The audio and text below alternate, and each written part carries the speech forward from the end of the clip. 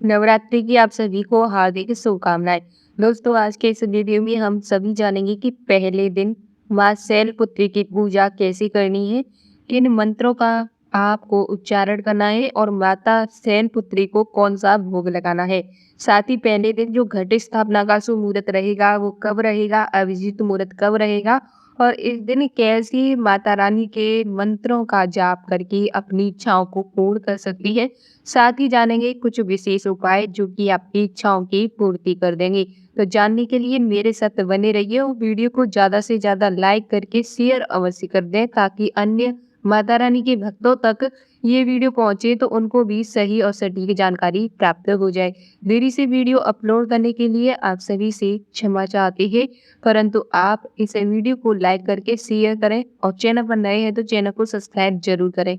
सबसे पहले मैं आपको बता दूं कि नवरात्रि की अवधि में माता रानी के विशेष स्वरूपों की पूजा की जाती है। जैसा कि सभी को पता है कि माता रानी के 9 स्वरूप हैं, तो 9 स्वरूपों की पूजा, आराधना और व्रत किया जाता है। धार्मिक मान्यताओं के अनुसार पूरे विधि विधान के साथ में कलश स्थापना से माँ दुर्गा का आशीर्वाद प्राप्त किया जाता है और माता रानी की कृपा से व्यक्ति को मनवांछित फलों की प्राप्ति होती है। दोस्तों, आप सभी को पता है कि आज 15 अक्टूबर यानी रविवार से नवरात्रि का प्रारंभ हो चुका है और ऐसे में माता रानी के 9 स्वरूपों की पूजा अर्चना की जाती है।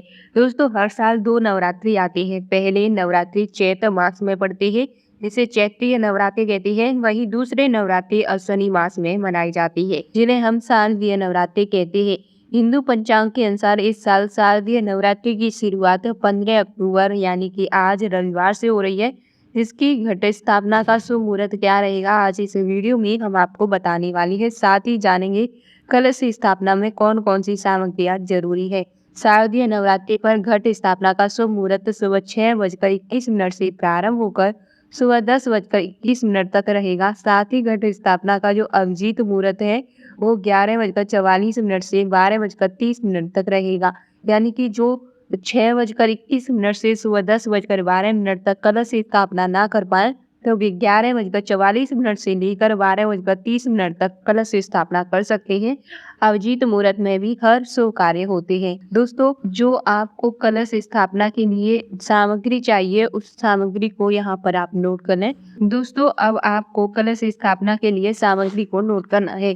कलश स्थापना के लिए आपको एक कलश लेना है, चाहे मिट्टी का लें, चांदी का, तांबे का, सोने का, जो भी आपको मिलता है वो आप ले सकते हैं।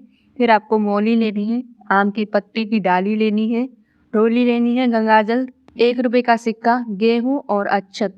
यानी कि अगर आप गेहूं लें या फिर अक्षत यानी कि चावल लें, परंतु खंडित नहीं होने चाहिए, टूटे फूटे नहीं होने चाहिए। ज्वार बोने के लिए मिट्टी का बर्तन साफ करें और मिट्टी में गेहूं या जौ, एक साफ कपड़ा, जल और कलावा लें। अखंड ज्योति के लिए पीतल या मिट्टी का दीपक लें, घी लें, रुई की बाती लें और रोली और अक्षत लें। इस तरह से आपको करना है। अब आपको घट स्थापना के नियम बता देती हूँ।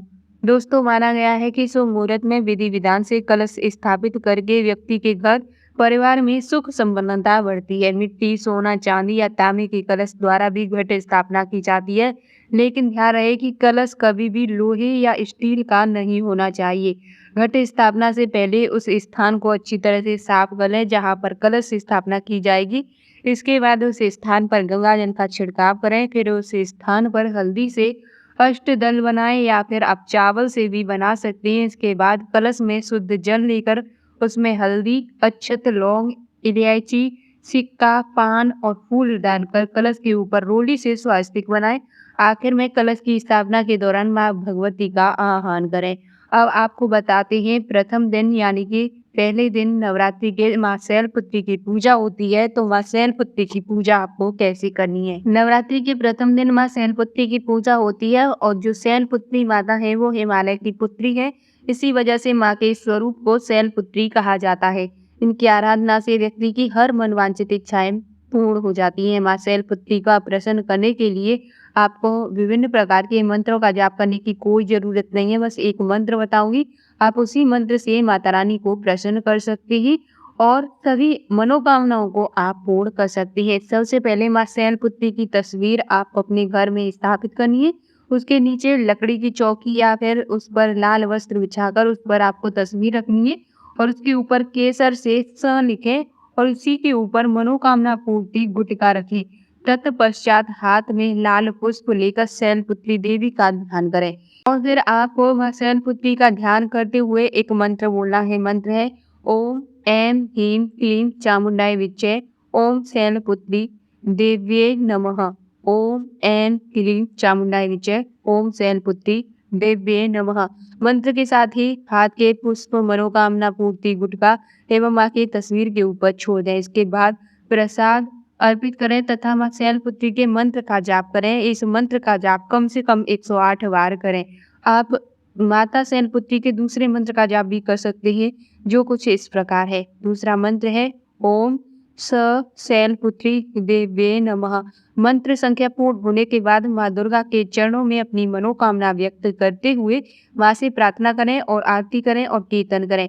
मंत्र के साथ ही हाथ में पुष्प मनोकामना गुटका व माँ की तस्वीर के ऊपर छोड़ दें। इसके बाद भोग अर्पित करें और माँ शैलपुत्री के मंत्र का जाप करें।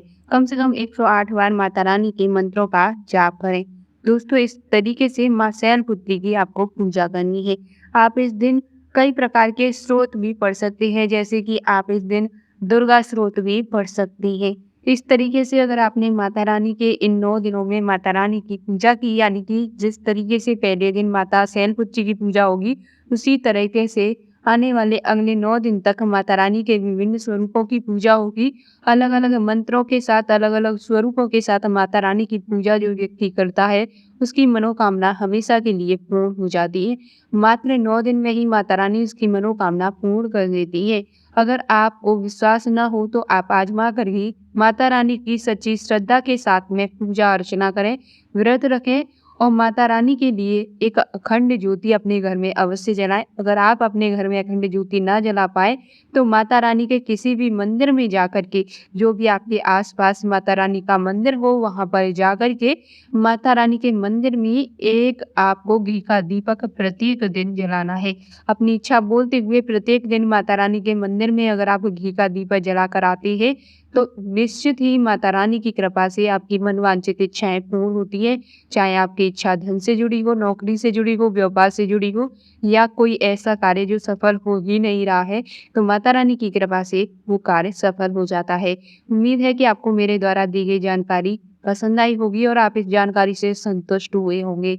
इस जानकारी को सिर्फ अपने तक सीमित रखने का प्रयास ना करें, अन्य लोगों के साथ में इस जानकारी को अवश्य शेयर करें, ताकि अन्य लोगों को भी माता रानी की पूजा अर्चना करने का शुभ फल प्राप्त हो सके। आप सभी के ऊपर माता रानी की कृपा सदैव बनी रहे, इसी कामना के साथ मैं आपसे विदा लेती हूँ और मिलती हूँ आपसे नेक्स्ट वीडियो में। तब तक के लिए जय माता दी।